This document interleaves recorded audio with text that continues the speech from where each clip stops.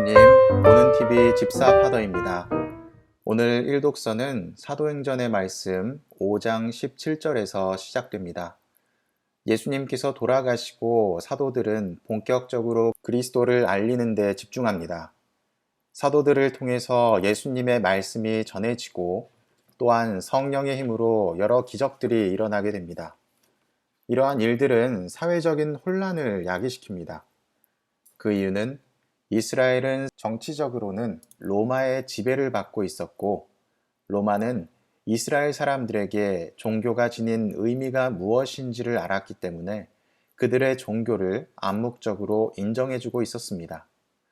그리고 집정관을 파견하여 종교적인 반란이 일어나지 않도록 종교 지도자들과 적절한 타협을 하며 지내기를 원했습니다.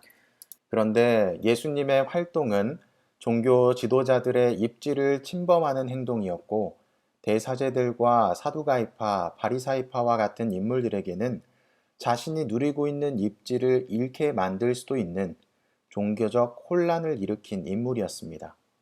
그런 예수님을 처단했던 최고의회의 인물들은 나아가서 사도들을 박해하려 했지만, 예수님을 통해서 드러난 다양한 기적들을 군중들이 체험했고, 사도들을 통해서도 같은 기적이 일어나는 것을 보며 어떻게 대응해야 할지 고민하게 됩니다.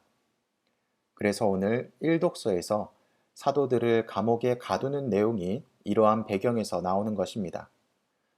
예수님처럼 십자가에 매달아 죽이고 싶었지만 군중들이 이미 기적을 체험했기 때문에 오히려 군중이 무서워 사도들을 어떻게 할 수 없는 처지가 되었던 것입니다. 독서의 내용을 보면 사도들은 감옥에 갇혀 있었고 천사가 방문하여 그들을 풀어주었다고 합니다. 이 내용만 보면 역시 하느님께서는 사도들을 굽어 살피시는구나 라고 생각할 수 있습니다. 그리고 사도들이 풀려나 여기저기 도망가고 숨으며 목숨을 구했다는 이야기로 끝났다면 일반적인 내용이었을 텐데 여기서 차이점이 드러납니다.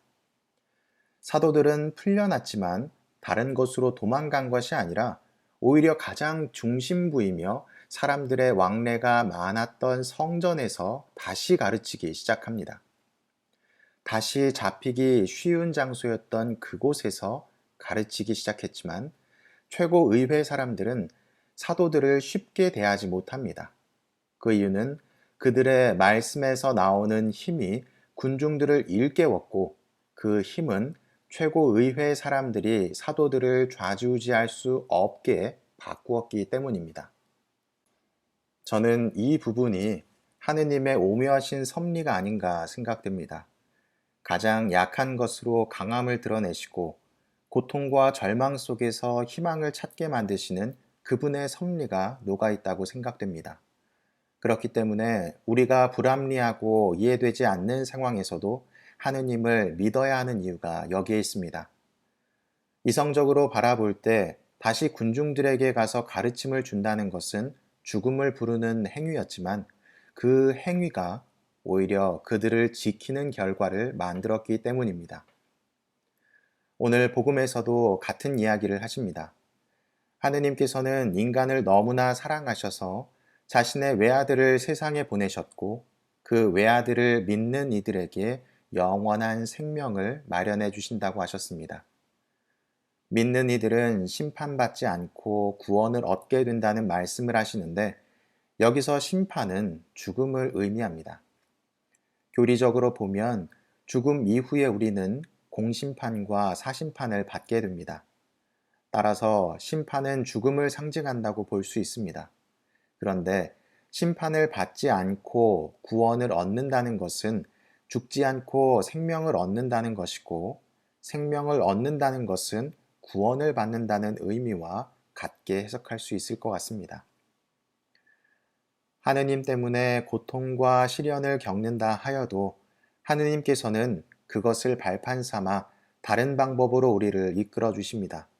그러니 어둠에 속할 일을 하는 것이 아니라 때로는 괴롭더라도 빛 가운데로 나와 나의 모든 것을 온전히 드러내는 것이 오히려 하느님께 더 사랑받을 수 있는 선택일 것입니다.